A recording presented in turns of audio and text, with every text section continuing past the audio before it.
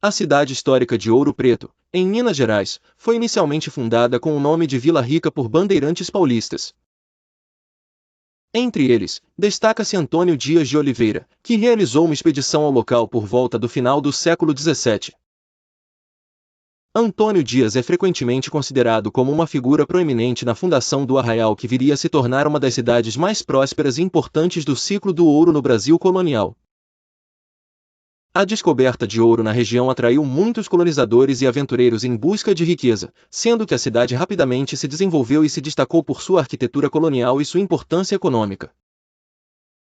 Em 1711, a vila foi oficialmente elevada à categoria de cidade e mais tarde passou a se chamar Ouro Preto, um nome que se refere ao ouro escuro encontrado na região, o qual continha partículas de paládio. Com o tempo, a cidade cresceu em relevância não apenas devido às suas riquezas minerais, mas também por seu papel na Inconfidência Mineira, tornando-se um símbolo da luta pela independência.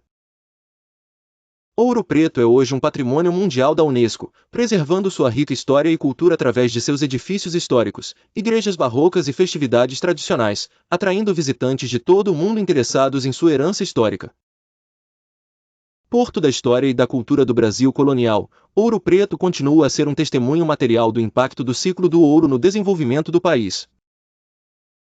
Ouro Preto, outrora conhecida como Vila Rica, foi um dos mais vibrantes centros econômicos do Brasil no século XVIII, durante o período do ciclo do ouro. A cidade, incrustada nas colinas de Minas Gerais, era o coração pulsante da mineração de ouro no país e um símbolo do esplendor colonial português. No entanto, como muitas cidades e economias baseadas em recursos naturais, Ouro Preto enfrentou um inevitável declínio. A história de decadência de Ouro Preto pode ser atribuída a uma combinação de esgotamento dos recursos minerais, exploração excessiva e mudanças no cenário econômico global. Inicialmente, o ouro era abundante na região e, consequentemente, a cidade prosperou. As ruas eram tomadas por comerciantes, escravos e exploradores em busca de fortuna.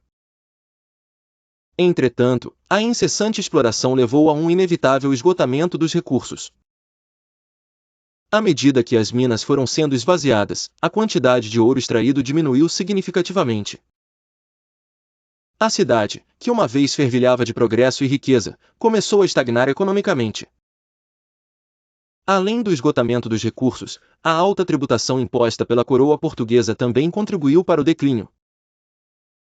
Os impostos altos e os tributos constantes pesavam sobre os mineradores, forçando muitos a abandonarem suas atividades ou buscarem alternativas fora da cidade. Com o passar do tempo e o declínio na produção aurífera, Ouro Preto perdeu sua importância econômica e política.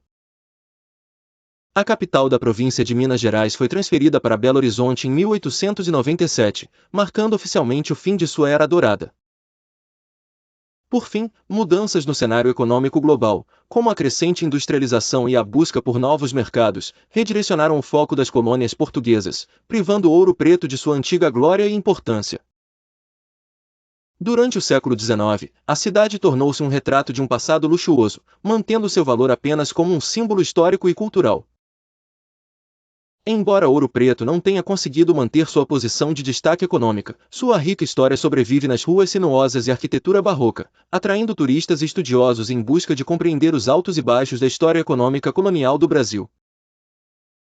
Durante o século XVIII, a cidade de Ouro Preto, então chamada Vila Rica, tornou-se o epicentro da corrida do ouro no Brasil.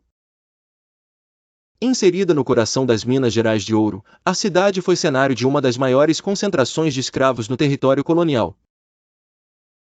A vida dos escravos em Ouro Preto era marcada por condições extremas de trabalho, pobreza e desumanização, características que eram uma infeliz constante no sistema colonial escravocrata. Os escravos eram forçados a trabalhar nas minas desde o amanhecer até o anoitecer, frequentemente em condições insalubres e perigosas. Trabalhavam em galerias estreitas, úmidas e mal iluminadas, extraindo minério precioso com ferramentas rudimentares. Não era incomum que deslizamentos de terra ocorressem, o que representava um risco constante de vida para aqueles que trabalhavam sob a terra.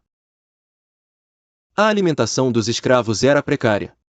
A dieta consistia principalmente de feijão, fubá e, ocasionalmente, carne seca, o que não era suficiente para repor as calorias gastas nas extenuantes jornadas de trabalho. A desnutrição e o desgaste físico eram evidentes nas feições dos trabalhadores, que muitas vezes sucumbiam a doenças como escorbuto, causado pela deficiência de vitamina C. Os alojamentos eram igualmente inadequados. Os escravos dormiam em senzalas, espaços apertados e mal ventilados, geralmente adjacentes às propriedades dos senhores de engenho. A falta de higiene nesses ambientes favorecia a disseminação de enfermidades, tornando a expectativa de vida dos escravos extremamente baixa. Além do trabalho físico, os escravos em Ouro Preto eram submetidos a uma constante vigilância e opressão. Qualquer sinal de insubordinação era punido com brutalidade, seja através de castigos físicos ou mesmo de mortes exemplares.